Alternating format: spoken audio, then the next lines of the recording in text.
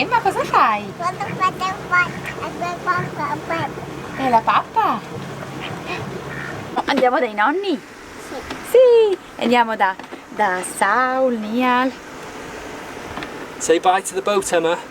Bye. Bye. Andiamo dallo zio Franci, dallo zio Dani e dallo zio Fabi. Ciao. Emma, say I love you, boat. Good girl. We are leaving, as you can see, and I just thought I'd share a few quick thoughts with you before we go away. So what we've been up to, I've taken down our horrific spray hood. So the boat looks a little bit tidier just because of that. I've taken down the mainsail and our roller furling Genoa. They're both off just to avoid further UV damage. They're already you know, quite damaged, so I don't really want them to get any more sun if I can help it. So they're off. Obviously sorting out the mooring lines, fenders, seacocks are all closed. Shore power's off. We don't have a galvanic isolator fitted yet, and we always remove the shore power anyway. And now that we've got these solar panels, we don't have to worry about the parasitic drain that there is on the batteries. All I had to do to cure that was remove the fuse for the Webasto warm air heating, but as we've got 400 watts of solar topping the batteries up, I don't even need to do that now, so that's good. And look, the ducks. Say bye to the ducks. You're not going to see them now for goodness knows how long. Say bye-bye. Bye. Oh. I'm not right. No. Right, so we've got a ferry to catch, and we're going to be doing a trip across Europe. So if you're interested in seeing several different countries and a road trip, then keep watching.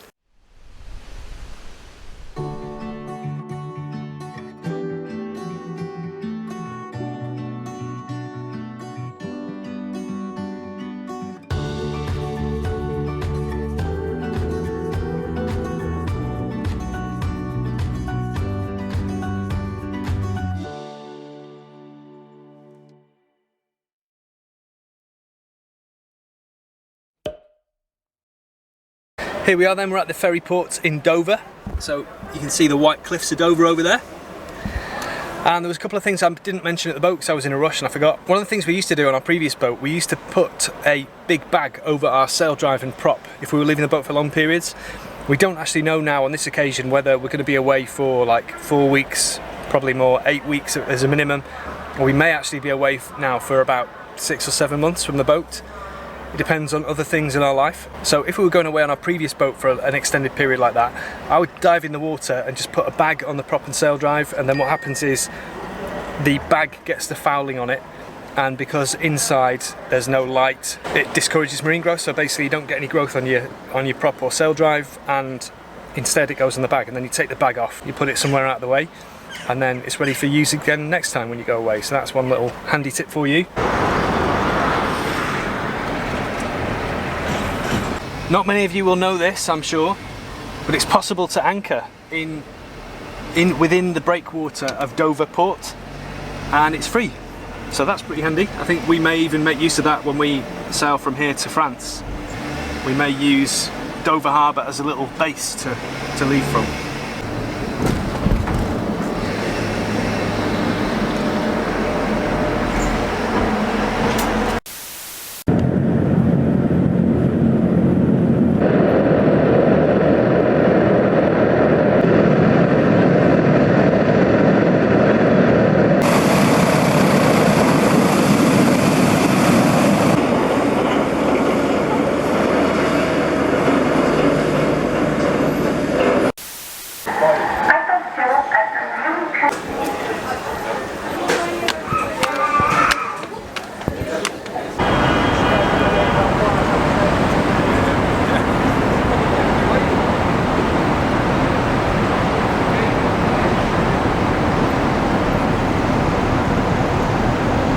There's somebody sailing there, which is a little bit unexpected.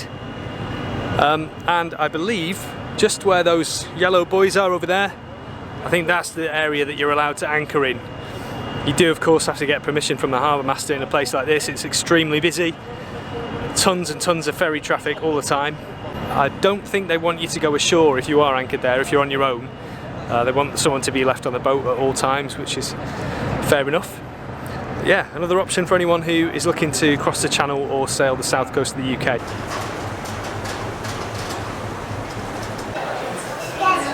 When we do take Britaly across the channel to France, we're going to have our wits about us. This is the live AIS map for the ships in the English Channel right now, and as you can see, it's a rather busy part of the world.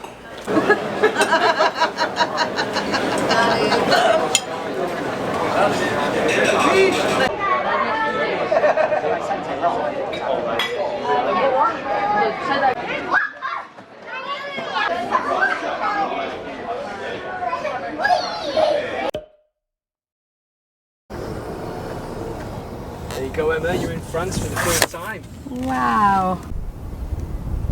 We're only actually in France for an hour and a bit, I think. We drive in the UK on the left-hand side of the road, which for us is the correct side of the road. And I know that for many of you watching, it will feel like the wrong side of the road. Anyway, regardless of that, we're now in Europe, and people in Europe drive on the right-hand side of the road. So to avoid us dazzling people with our headlights, which are kind of angled upwards on one side and downwards on the other side, to not blind oncoming drivers, we've got these little things. And also in France, you now have to carry a warning triangle in your car, it's a legal requirement, and a yellow vest, and also a breathalyzer test. You're supposed to carry a little test to breathalyze you to make sure that you're not over the alcohol limit. So yeah, there we go. We're only here for an hour.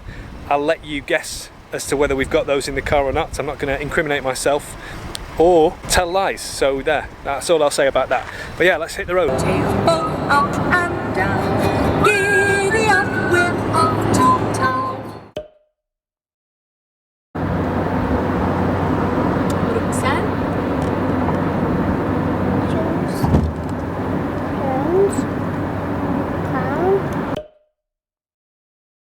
We've just arrived in a beautiful place called Namur. We're in a residential street, and we arrived just in time because the last few minutes Emma kind of started to cry. She'd had enough, so we timed that perfectly, just with pure luck. So we're going to get ourselves settled in here now, and then tomorrow we're going to do a little bit of exploring before we leave.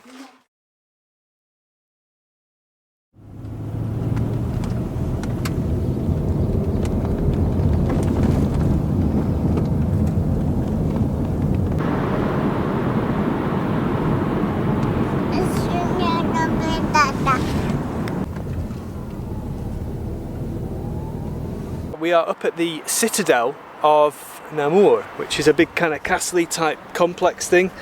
It's been here since Roman times in one form or another, and we're not going into the citadel, but it was nice to drive up here to get a nice panoramic view of the city. There are lots of different waterways around here. You've got this one, and just kind of over the other side, over there is another one.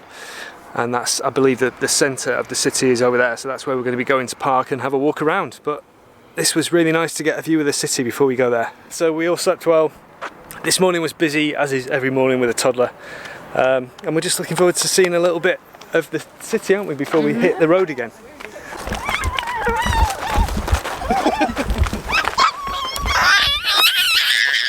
Sembri la zia Franci che non voleva farsi fare le foto. Buono. Bene. Look how big it is, this croissant. Sorry, Emma. Wow. Wow, look È at più that. grosso della tua faccia. I've never seen this before. It's around this corner.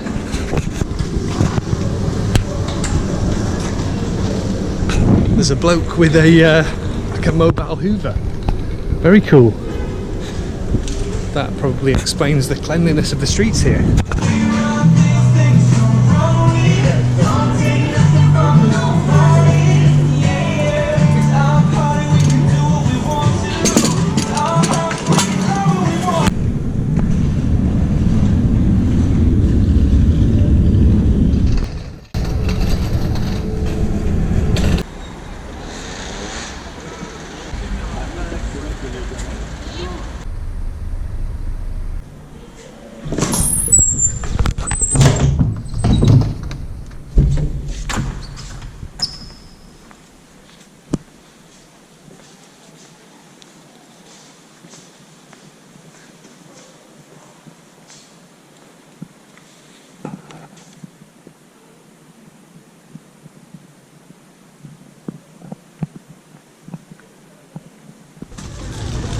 appétit.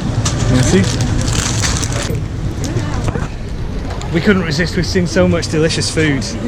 We just thought we'd get one of those for later.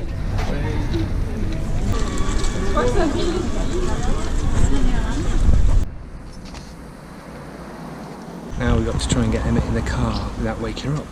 She's just fallen asleep, and if she does wake up, she'll probably be in an extremely bad mood.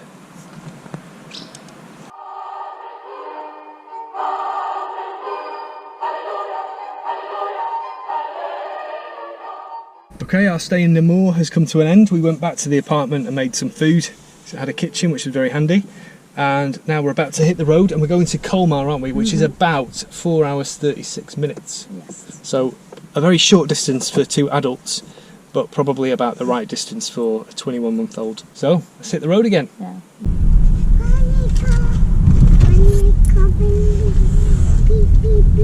Mummy's just gone to buy some food.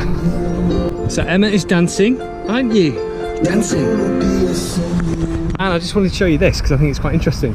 We're just sitting in the car here, and in this car, just over there beside us, there are 2 children. A little baby and a toddler in the car, and their parent has just nipped into the shop. So she's back now. She's only been away for a few minutes. I just thought it was interesting.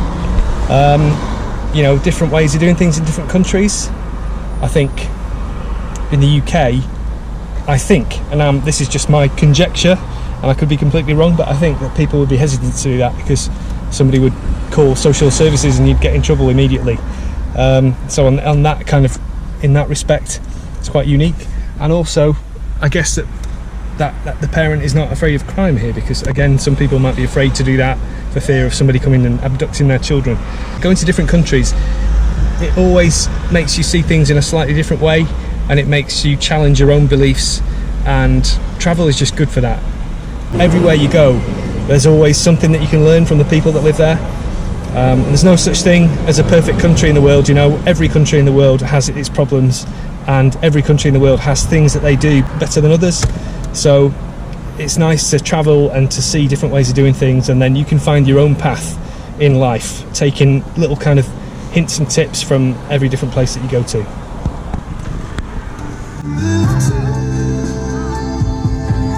Look what Mummy got! Wow, an ice cream!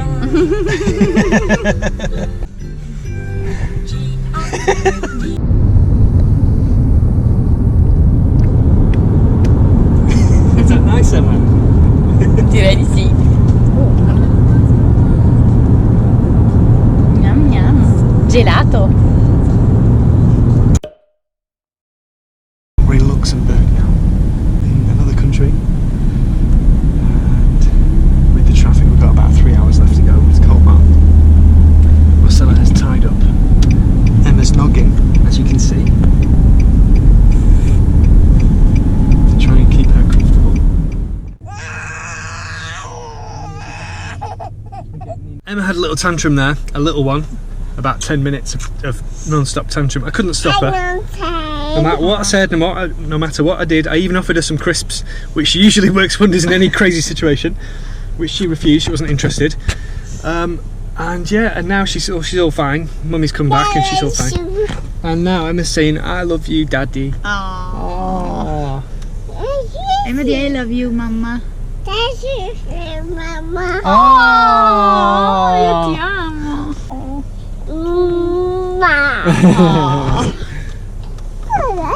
C'ha gli occhi lucidi, vero? Emma c'ha gli occhi lucidi. Ah, we love you too, Emma.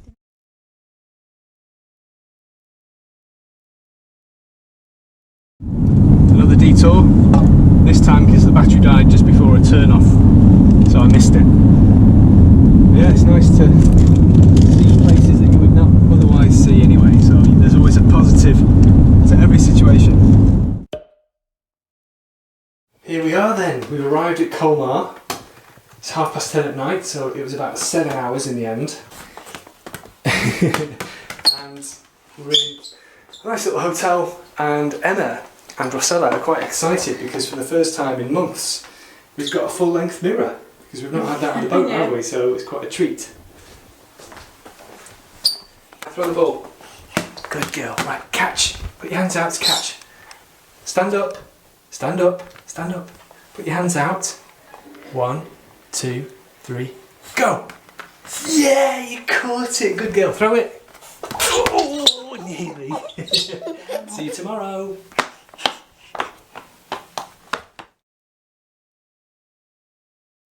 Well, we've only just arrived. We've parked there and it's already beautiful. Gorgeous old wooden frame buildings.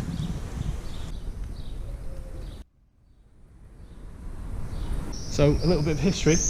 Colmar was invaded by the Russians in 1392, which is why there's such a large Russian influence here. I'm talking rubbish. I don't know anything about the history of Colmar, so I just made that up. Yeah, but it's a really beautiful place.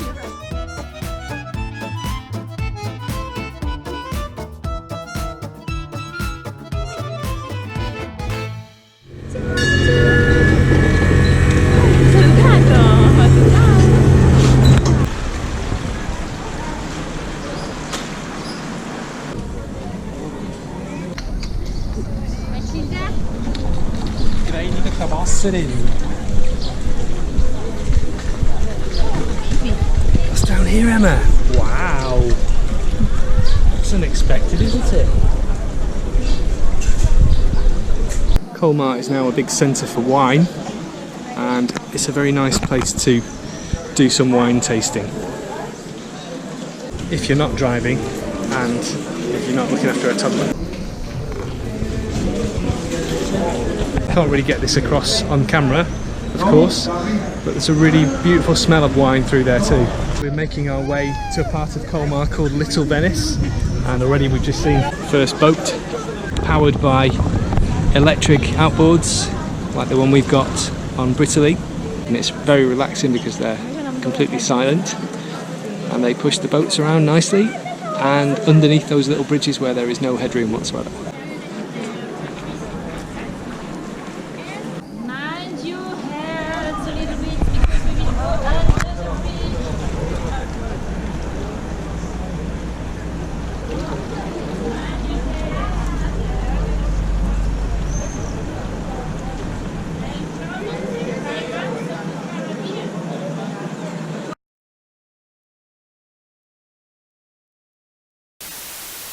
Gaat over de Philipsbrug.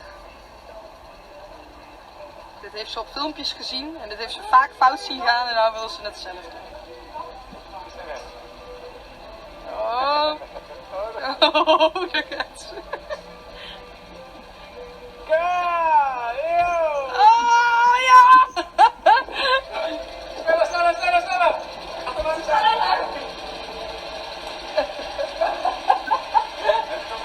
Ja, ik had het veld. Ja! Ja! Oh, no!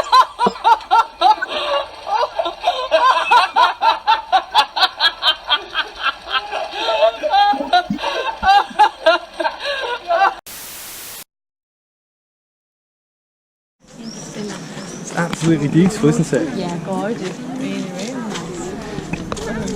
Do you like it here, Emma? Playing with your stones?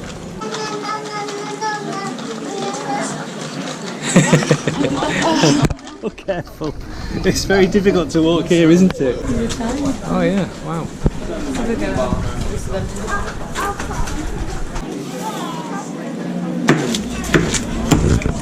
How nice do they look?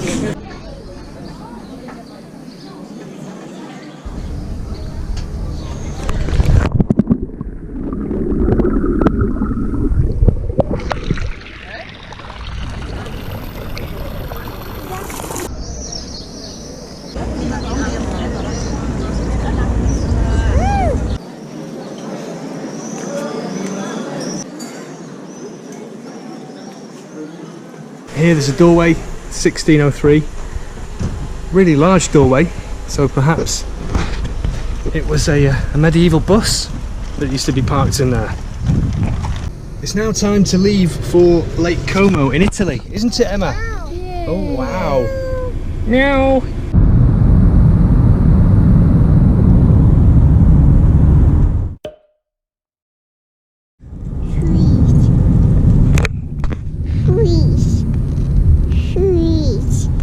Look on the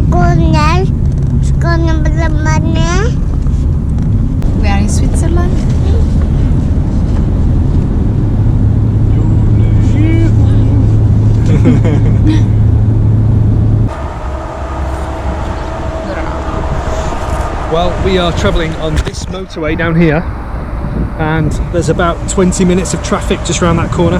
So rather than get stuck in that, we've just nipped off into a little random Swiss village, and we're gonna try and take a bit of a detour and avoid that traffic. So it might save us about 20 minutes or so, or it might add 40 minutes onto our journey. It's a bit of a risk, but it's nice to live by the seat of your pants sometimes, isn't it? I think I'll stop and have a look.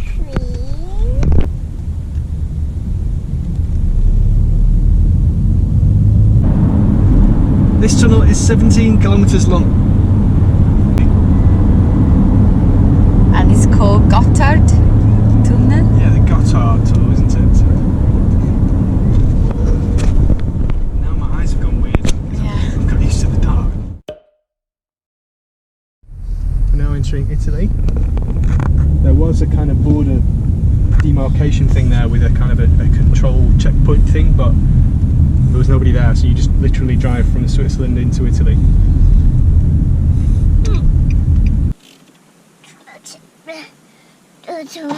Oh. Wow! Wow! See? So we stayed in a beautiful Airbnb last night. It was really nice, wasn't it? Yeah, Really, really nice. And look what's here! Are you ready to go to Lake Como?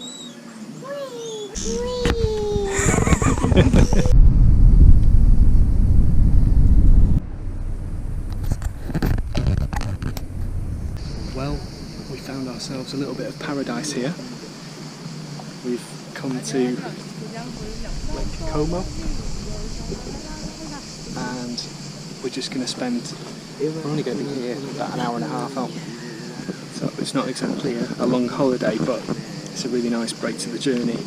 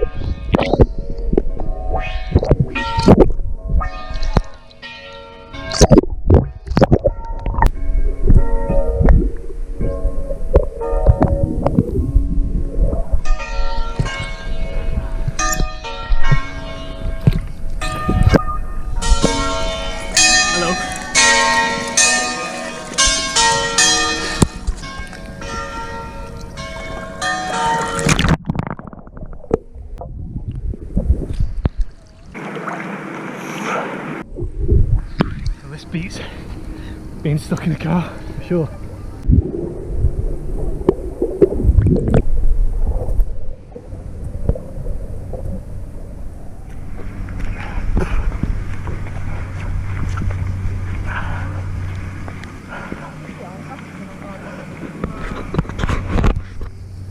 Your turn.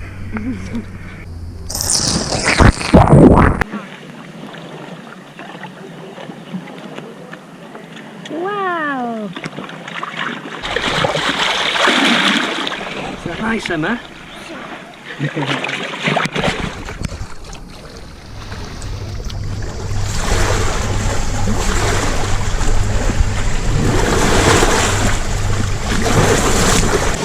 found ourselves another little place to stop and have some food. We had a packed lunch.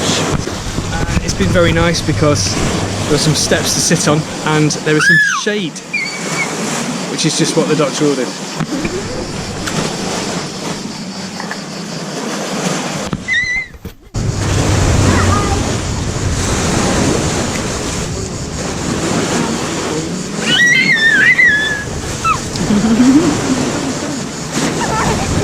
Oh yeah!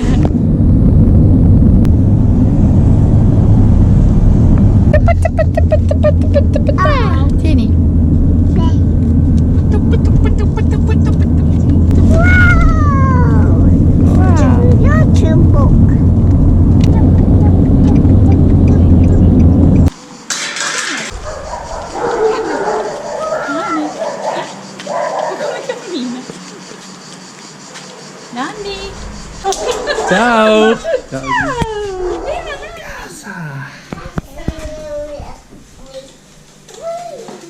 yeah, you've got your slide.